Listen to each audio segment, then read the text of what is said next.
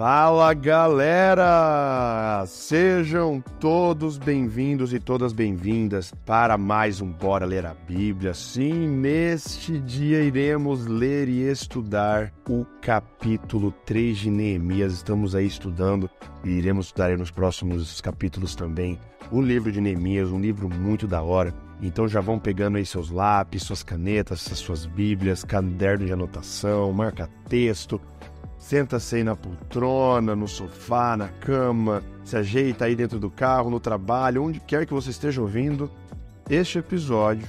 Pega a sua Bíblia, relaxa que nós vamos agora ler e estudar o capítulo 3 de Neemias, lembrando que a versão da minha Bíblia é a nova versão transformadora, caso você queira ler exatamente a mesma tradução que eu estou usando.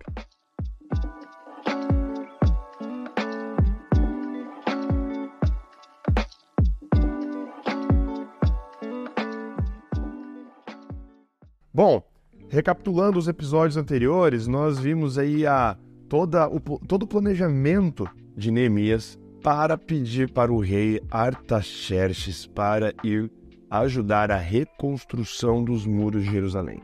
A gente viu que ele já tinha tudo planejado quando Deus providenciou uma brecha, uma oportunidade para ele falar com o rei. Ele já tinha tudo na cabeça. O tempo que ele iria gastar lá em Jerusalém, qual que era o objetivo dele, por quanto tempo, como ele ia fazer isso, os materiais que ele ia usar, inclusive até o lugar ou o planejamento da casa que ele ia construir para ele morar.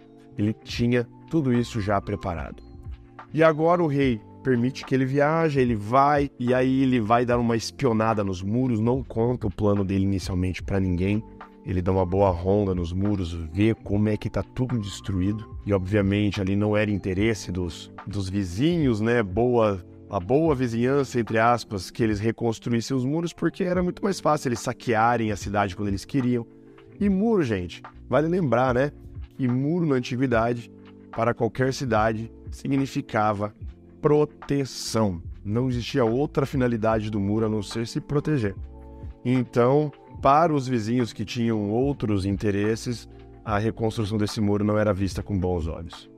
Fato é que Neemias termina o capítulo 2 dizendo que, isso não tinha nada a ver com eles, que eles não tinham parte nenhuma e nenhum direito legal ou histórico sobre Jerusalém e que o Deus dos céus daria êxito para eles para reconstruir. Então, mais uma vez, Neemias não se colocando na fórmula e colocando Deus como o grande responsável pelo êxito que eles teriam mais para frente.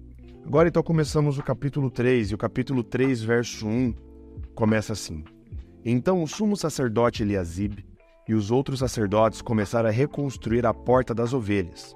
Eles a consagraram, colocaram as portas no lugar e reconstruíram o muro até a torre do Sem, que também consagraram, e até a torre de Hananel. Os habitantes da cidade de Jericó trabalharam ao lado deles, e mais adiante estava Zacur, filho de Inri.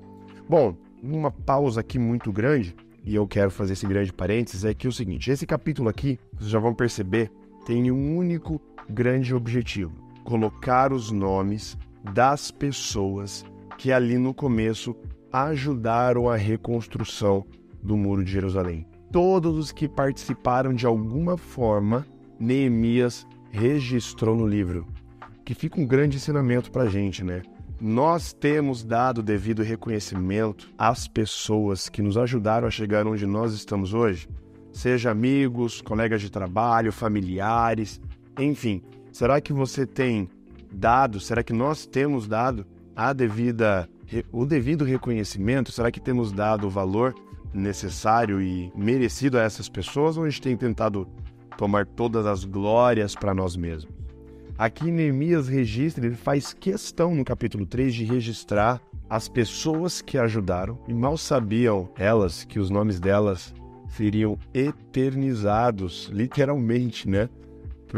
Com pessoas que ajudaram ali, pessoas que não tiveram medo, pessoas que também tomaram a iniciativa de ajudar a reconstrução. E também fica outro pensamento: o quão proativo nós temos sido em ajudar os outros quando eles precisam. Essas pessoas aqui que Neemias registra são pessoas que Neemias simplesmente pediu e eles já responderam de pronto que eles iriam ajudar. Então aqui temos, de um lado, o pronto chamado, a pronta resposta dessas pessoas, que nós iremos ler aqui os nomes, e do outro lado, o reconhecimento de Neemias, com um grande administrador que ele era, ele sabia reconhecer que ele nada podia fazer sozinho. Ele tinha a ajuda de Deus como um grande guarda-chuva de tudo, mas ele também sozinho, Deus, não poderia fazer isso, ele precisava de pessoas, de material humano. E aqui ele registra nessas páginas os nomes das pessoas que ajudaram, eternizando aí o nome delas. E outro grande detalhe é que o conhecimento da topografia, o conhecimento do mapa de Jerusalém naquela época de Neemias também é um baita de um plus que todo mundo aí, se tiver ou for pesquisar, seria muito legal para você entender, porque a gente vai falar vários nomes aqui de portas, muros, lado ocidental, oriental, norte, perto do morro tal, enfim. A gente vai ler aqui e se você tiver com um mapa aberto junto, escreve lá no Google, Muros de Jerusalém, Tempo de Neemias.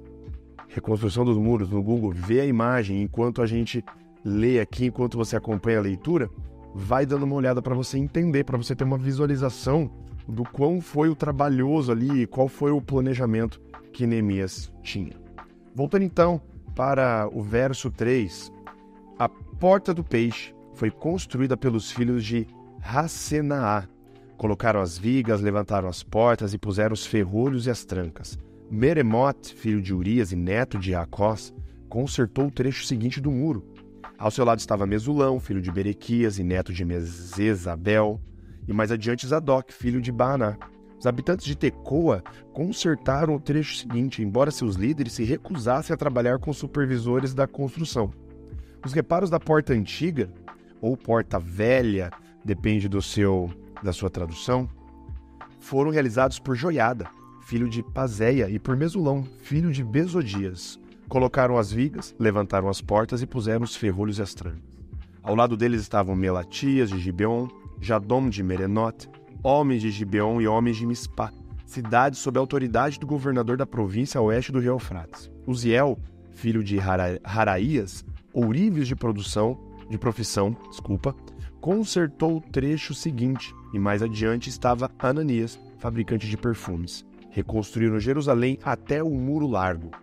Refaías, filho de Ur, governador de metade do distrito de Jerusalém, trabalhou ao lado deles no muro. No trecho seguinte, Gedaías, filho de Harumaf, consertou o muro em frente de sua própria casa, e ao lado dele estava Atos, filho de Azabneias. Em seguida vinham Malquias, filho de Arim, e Hassub, filho de Paate-Moabe, que consertaram outra parte do muro e a torre dos fornos.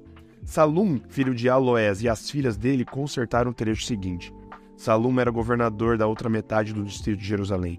Os reparos da Porta do Vale foram realizados pelos habitantes de Zanoa, sob a liderança de Hanum.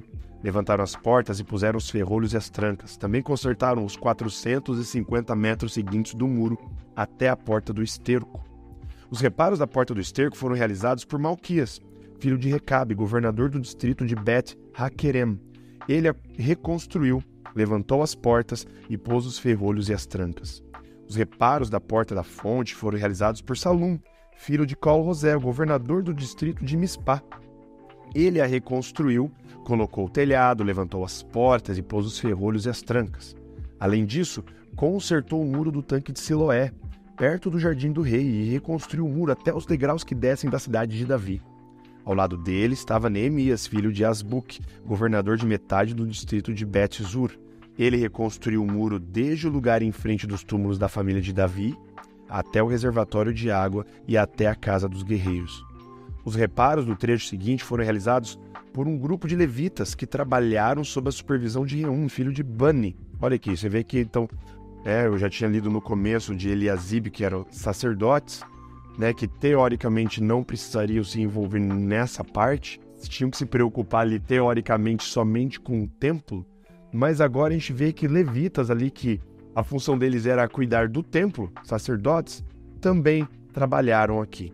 Continuando, depois deles vinha Asabias, governador de metade do distrito de Keila, representando o seu distrito. Verso 18. No trecho seguinte, trabalharam seus parentes, liderados por Binui, filho de Enadad, governador de outra metade do distrito de Keila. Ezer, filho de Jesua, governador do distrito de Mispá, consertou o trecho seguinte do muro, desde o lugar em frente da subida para a Casa das Armas até a esquina do muro. Mais adiante, Baruque, filho de Zabai, consertou com grande zelo o trecho desde a esquina do muro até a entrada da casa do sumo sacerdote Eliasibe. Meremote, filho de Urias e neto de Jacós, reconstruiu o trecho do muro desde a entrada da casa de Eliasibe até o fim da casa. Os reparos do trecho seguinte foram realizados pelos sacerdotes que moravam ao redor da cidade. Ao seu lado, Benjamim e Assub consertaram o trecho em frente de suas casas, e Azarias, filho de Maazéias e neto de Ananias, consertou o trecho ao lado de sua casa. Em seguida, vinha Binui, filho de Enadad, que consertou o trecho desde a casa de Azarias até a esquina do muro. Palau, filho de Uzai, consertou o trecho em frente da esquina do muro e da torre do Palácio Real, ao lado do pátio da guarda. Ao lado dele estavam Pedaías, filho de Parós, e os servidores do templo, que moravam na colina de Ofel, que consertaram o muro até o lugar em frente da Porta das Águas, a leste e da torre do palácio. Mais adiante, os habitantes de Tecoa consertaram outro trecho, desde o lugar mais em frente da grande torre alta até o muro de Ofel. Lembrando que a cidade de Tecoa, eu quero até colocar aqui para vocês, porque falou, né, mas que cidade é essa, né? Que cidade que é essa de Tecoa? Vamos lá. Essa cidade de Tecoa era uma cidade pequenininha que ficava a 8 quilômetros ao sul de Belém. E hoje ela existe, ela é chamada de Tecoa. E de Tecoa, um grande detalhe aqui, quando em 2 Samuel, lá Davi buscando Absalão para voltar para casa, diz que dessa cidade de Tecoa saiu uma mulher sábia que Joabe enviou para influenciar, imagina, Davi a buscar Absalão de novo. E essa cidadezinha pequenininha aparece em outros lugares, ela aparece em Esdras, enfim. É uma cidadezinha que ficava ali pertinho. E essas pessoas, esses habitantes de Tecoa, também, olha só, que não tinham nada a ver com a história, começaram também a ajudar a reconstrução do Muro de Jerusalém, que teoricamente não seria de muito proveito para eles. Verso 28. Os reparos acima da Porta dos Cavalos foram realizados pelos sacerdotes. Cada um consertou o trecho do muro em frente à sua própria casa. Olha, cada um fazendo o seu trabalhinho, cada um no seu quadrado, cada um fazendo a sua parte. E esse trabalho, entre aspas, de formiguinha, cada um fazendo um pedacinho, foi reconstruindo e foi reerguendo o muro em toda a extensão da cidade de Jerusalém. Verso 29. Depois deles, Zadok, filho de Imer, também consertou o trecho do muro em frente da sua casa. Ao seu lado estava Semaías, filho de Secanias, guarda da porta oriental, Ananias, filho de Selemias, e Hanum, sexto filho de Zalaf, consertaram o trecho seguinte, enquanto Mesulão, filho de Berequias, consertou o trecho em frente de onde ele morava.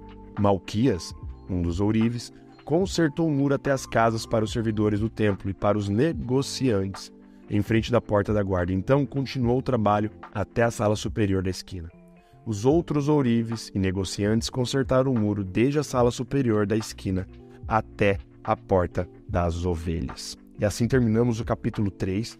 Como eu disse no começo do nosso capítulo, do nosso episódio, é um capítulo em que Neemias tira tempo para reconhecer todas as pessoas que estiveram envolvidas na reconstrução do Muro de Jerusalém. Pessoas que se propuseram a fazer cada um sua parte, todos estavam unidos com um único propósito e todos eles ali sob a liderança de Neemias ajudaram a reconstrução.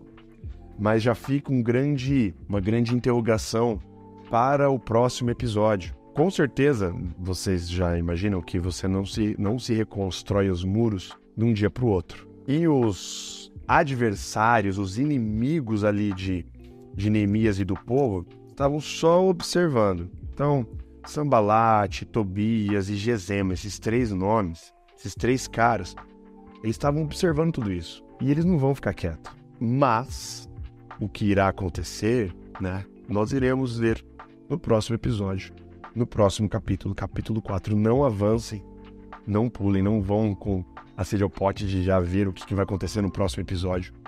gravem isso, que, obviamente, esses 3 adversários, esses 3 inimigos ali do povo de Jerusalém, estavam de olho, estavam espiando, e com certeza eles não vão ficar parados e não vão ficar de braços cruzados enquanto eles veem os seus, no olhar deles, né, as suas grandes ameaças reconstruindo esses muros. Mas falaremos sobre isso no próximo episódio.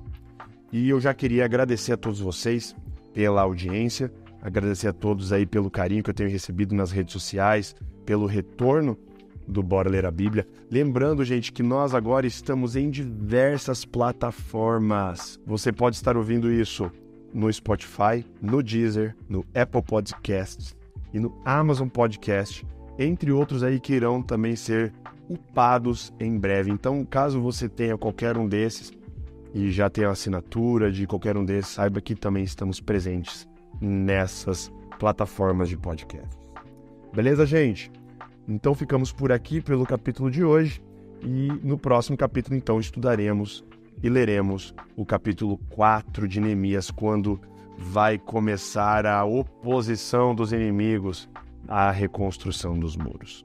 Valeu, gente, um grande beijo, um abraço para vocês, até o próximo capítulo. Valeus e falou!